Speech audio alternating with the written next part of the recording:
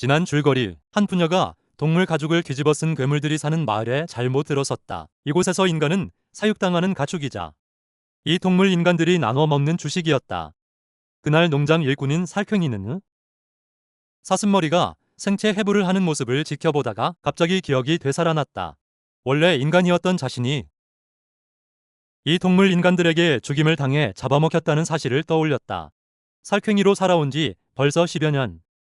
그동안 딸의 모습은 한 번도 보지 못했으니 이미 오래전에 저들의 먹이가 되었을 것이라 짐작했다. 그 생각에 분노가 치밀어 오른 살쾡이는 눈에서는 핏빛 눈물이, 코에서는 피가 뿜어져 나왔다. 그는 벌떡 일어나 빗자루를 집어들고 사슴머리의 머리를 향해 내리치려 했다. 바로 그때 새끼 곰이 눈앞에 나타나 살쾡이 형을 정말 좋아한다며 손에 든 고기 한 덩이를 형에게 주고 싶다고 했다. 그 말에 살쾡이는 현실로 돌아왔고 서서히 빗자루를 내려놓았다. 새끼 곰은 어서 먹으라며 이건 사슴머리가 방금 잘라낸 고기라고 아주 신선해서 날로 먹어도 맛있다고 했다. 그때 살쾡이는 완전히 빗자루를 내려놓은 상태였다. 자신에게 대체 무슨 일이 있었는지 알아내야 했다. 농장 견학 시간이 끝나고 아이들은 살쾡이에게 작별 인사를 했다. 사슴머리는 살쾡이가 이번에 일을 잘했다고 칭찬하며 다음에 기회가 되면 또 아이들을 데려오겠다고 했다. 말을 마치고 복도를 따라 자리를 떠났지만 얼마 가지 않아 다시 고개를 돌려 살쾡이 쪽을 바라보았고 그 눈빛에 배어나오는 고통이 느껴져 살쾡이는 등줄기에 식은땀이 흘렀다. 몇 초 후 사슴머리는 다시 고개를 돌려 자리를 떠났다. 깊은 밤, 밖에는 큰 비가 내리기 시작했다. 화는 사람 고기가 든 냄비 요리를 다 끓여놓고 막 먹으려던 참에 갑자기 밖에서 누군가 문을 두드리는 소리를 들었다. 문을 열어보니 살쾡이였다. 왜 그래 형씨? 왜 이렇게 초췌해진 거야? 이 늦은 밤에 밥은 먹었어? 살쾡이는 다짜고짜 화내 어깨를 붙잡고 흥분한 채 물었다. 인간이었을 때의 기억이 남아있는지. 결국 살쾡이는 자신이 겪은 일을 화내게 하나도 빠짐없이 다 털어놓았다. 화는 먼저 살쾡이에게 수건을 건네며 젖은 털을 닦으라 했고 뜨거운 차 한 잔도 내주었다. 그러니까 원래 인간이었는데 지금 그때의 기억이 떠올랐다는 거지? 안 믿기겠지만 그때 내가 어떻게 죽임을 당했는지 똑똑히 기억하고 있어. 아이고, 이봐 형씨. 솔직히 말해서 발상 하나는 정말 좋은데 감동까지 받을 뻔했잖아. 그럼 방금 그게 다 내가 지어낸 얘기라는 거야? 하하. 진짜 웃음을 못 참겠네. 어서 다음 이야기는 어떻게 쓸 건지 말해봐. 젠장. 처음부터 아예 나를 믿지도 않는구나. 그러고도 계속 같이 놀 수 있을 거라 생각했나 보네. 뭐, 내가 믿는다 한들 뭐가 달라져. 우리한테 인간이란 그저 고깃덩이일 뿐이고 우리는 신의 자손인데 인간이었을 리가 있나. 요즘 너무 피곤해서 헛것을 본 게 틀림없어. 자, 기다려봐. 형이 사람고기 전골 데워줄게. 배불리 먹고 마신 다음에는 오늘 밤은 그냥 여기서 자. 살쾡이는 환의 말이 끝나기도 전에 방을 나가버렸다. 환조차 자신을 이해하지 못한다면 이 마을에서 자신을 이해해 줄 동물은 아무도 없다는 뜻이었다. 걸으면서 그는 생각했다. 설마 나 혼자만 기억이 돌아온 걸까? 왜 하필 나 혼자만 기억이 돌아온 걸까? 그럼 치카는 나처럼 동물이 되어버린 건 아닐까? 그런데 애초에 나는 인간이었잖아. 정말 그렇다면 나는 대체 어떻게 이 동물이 된 걸까? 도무지 이해가 안 갔다. 지금의 나는 인간인 걸까? 동물인 걸까? 살쾡이는 무릉덩이에 비친 자신의 얼굴을 바라보다가 문득 옆에서 찰싹거리는 소리를 들었다. 고개를 들어보니 다름 아닌 염소 한 마리가 인간 여성을 겁탈하고 있었다. 격렬한 행위가 끝난 뒤 염소의 몸이 부르르 떨렸다. 너무나 역겨운 광경에 살쾡이는 곧바로 그 자리를 벗어났다. 몇 걸음 못 가서 이웃인 레서판다를 발견했는데 그때 레서판다는 고기를 굽고 있었고 석쇠 위에는 시커멓게 그을린 인간이 놓여 있었다. 살쾡이는 조용히 구역질을 하며 서둘러 그곳을 벗어났다. 이 마을에서는 지극히 일상적인 이 광경들이 지금의 살쾡이에게는 극도로 미친 짓처럼 느껴졌다. 그때 갑자기 목에 목줄을 찬 한 남자가 멍멍 짖고 있는 모습이 보였는데 그 남자의 목줄을 쥐고 있는 손의 주인은 다름 아닌 개였다. 살쾡이는 다시 그곳을 벗어났다. 이제 이 마을에 더는 머물고 싶지 않았고 진저리가 났다. 지금 그가 바라는 건 오직 치카를 한 번만 더 보는 것뿐이었지만 문득 다시 생각이 들었다. 치카도 자신처럼 동물로 변해버린 건 아닐까? 그저 아직 기억이 돌아오지 않은 것뿐일까? 아니면 이미 완전히 사라져버린 걸까? 젠장, 왜 나 혼자만, 왜 내가 여기 있는 건지. 저 괴물들은 대체 어떤 존재인 건지. 여긴 또 어디인지. 치카, 만약 널 잃는다면 살아갈 의미조차 없어질 거야. 바로 그때 나비 한 마리가 살쾡이의 눈에 들어왔고 예전 치카와 함께 야외로 소풍 갔던 날들이 떠올랐다. 부녀는 거미에게 잡아먹히는 나비를 보았고 치카는 안타까워하며 눈물을 흘렸다. 남자는 다정하게 딸에게 말해주었다. 이건 자연의 법칙이라고. 약자는 강자에게 잡아먹히기 마련이라고. 치카는 천진하게 물었다. 자기도 아주 약한데 다른 것한테 잡아먹히게 되냐고. 남자는 치카에게 말했다. 그럴 일은 없을 거라고. 만약 나쁜 녀석이 치카를 잡아먹으려 든다면 자신이 그 녀석들을 전부 없애버리겠다고 했다. 전부 없애버릴 거야. 전부 없애버릴 거야. 전부 없애버릴 거야. 살쾡이는 천천히 염소에게 다가갔다. 보리를 마친 염소는 담배를 피우며 담뱃불을 그지 끝에 죽은 인간의 몸에 눌러 끄고 있었다. 그러고는 주먹을 휘두르며 시신을 미친 듯이 짓밟았다. 동물이자 인간이기도 한 살쾡이는 그 광기 어린 행동을 지켜보며 이 짐승들은 동물도 아니고 인간도 아니라고 느꼈다. 주먹을 꽉 쥐고 어깨에 힘을 실은 채 이 마을은 반드시 피해 대가를 치러야 한다고 다짐했다. 염소 형씨, 고마워. 나한테 고맙다고? 뭐가 고맙다는 거야? 고마워. 덕분에 알게 됐거든. 내가 다시 살아난 이유를. 갑자기 살쾡이가 뛰어올라 화살처럼 빠른 속도로 염소의 목덜미를 물어뜯었다. 날카로운 이빨이 살 속 깊이 박혀 들어갔고 이어 고개를 세차게 휘둘러 염소의 목에서 큼지막한 살덩이를 뜯어내 삼켜버렸다. 순식간에 피가 사방으로 튀었다. 한때 사냥감이었던 이 남자는 이제 다시 사냥꾼이 되어 사륙에 몸을 맡긴 복수자가 되었다. 그는 맹세했다. 그날 식탁에 있던 짐승 가죽을 뒤집어 쓴 괴물들을 남김없이 몰살시키겠다고.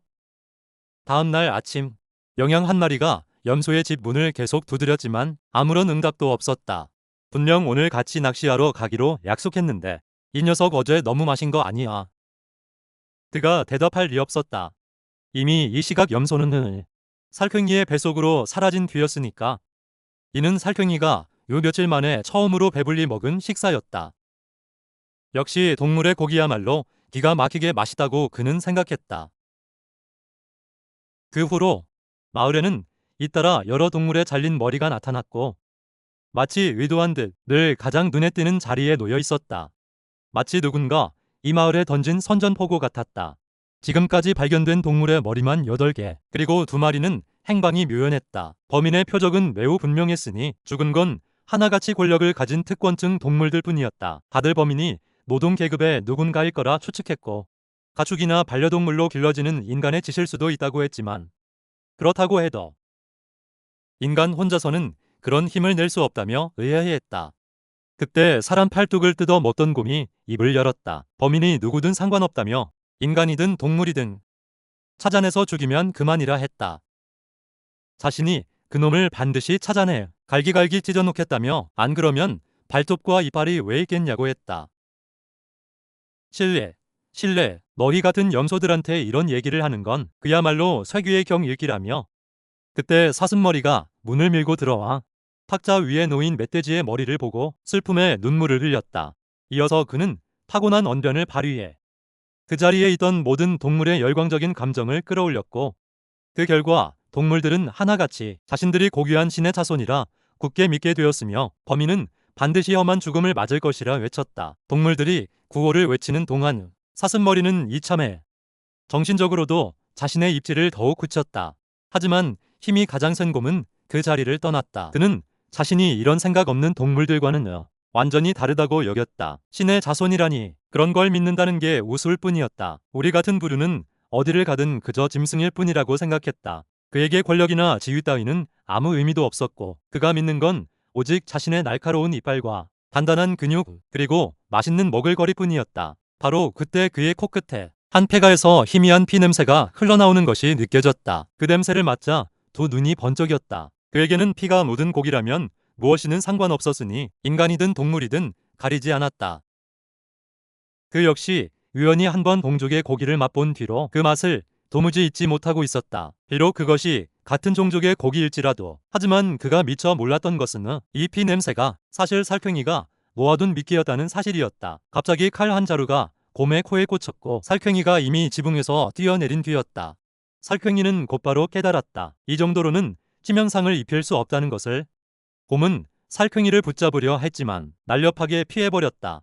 그와 동시에 밧줄 하나가 곰의 목에 걸렸고 살쾡이는 밧줄의 반대쪽 끝을 잡고 높은 곳에서 뛰어내려 그 관성을 이용해 곰의 목을 조르며 매달아 버렸다. 하지만 곰의 전투력도 결코 만만치 않아서 발톱 한 번에 밧줄을 끊어냈고 동시에 반격의 발톱을 휘둘렀다. 하지만 다음 순간 자신의 손가락 4개가 한꺼번에 잘려나간 것을 알아챘다. 그제야 곰은 자신을 습격한 게 살쾡이라는 것을 알아보았다.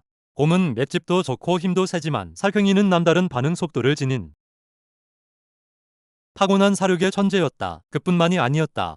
곰은 살쾡이에게서 강렬한 살기를 느꼈으니 그것은 복수를 향한 굳은 결의였다. 치카야, 기다려. 이제 조금만 더 기다려줘. 저들을 모조리 도륙하고 나면 곧 널 만나러 갈게. 다음 날 동물들은 곰의 집 앞에서 곰의 머리를 발견했다. 이전 시신들과 마찬가지로 몸통은 어디에도 보이지 않았다. 로터링은 아무 말 없이 대뜸톱으로 곰의 머리를 갈랐고 그 안에서 뇌를 꺼냈다. 다른 동물들이 왜 그러는지 묻자 로터링이 대답했다. 죽은 동료들을 잊고 싶지 않아서 그들의 뇌로 방을 장식하는 것이라고. 집으로 돌아온 뒤 로터링은 곰의 뇌를 포르말린이 담긴 유리병 속에 담가두었다.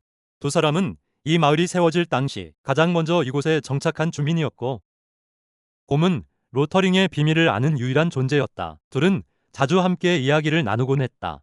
자신들이 대체 누구이며 어디서 태어났는지에 대해.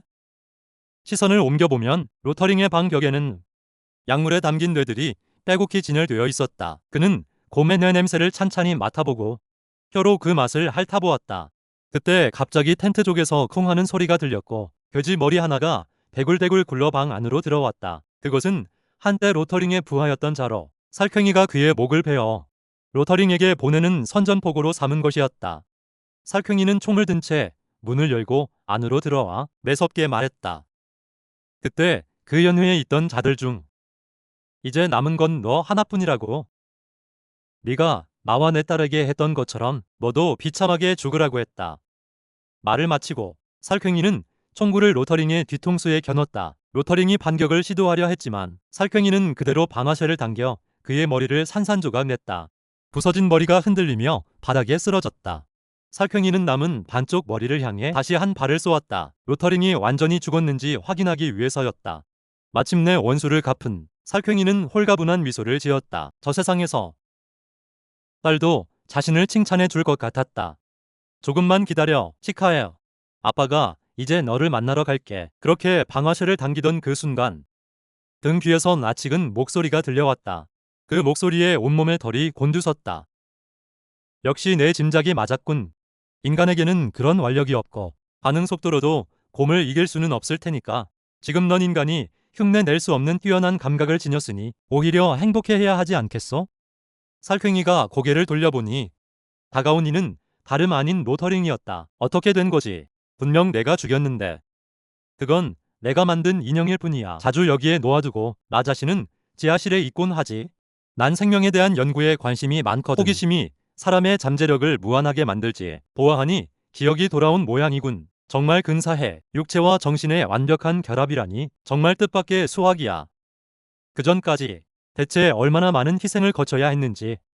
로터링은 살쾡이가 인간이었을 때의 기억을 되찾았다는 사실에 조금도 놀라지 않았다. 분명 그 비밀을 알고 있는 듯했다. 살쾡이는 갑자기 몸을 날려 로터링에게 달려들려 했지만 그와 동시에 로터링도 누군가를 데리고 나왔으니 그건 다름 아닌 살쾡이의 딸 치카였다. 2화 끝. 이야기에 나온 작품 제목은 설명란에 남겨두었으니 참고해주세요. 오늘 이야기 재미있게 보셨다면 구독과 좋아요 부탁드립니다. 다음 이야기에서 다시 만나요.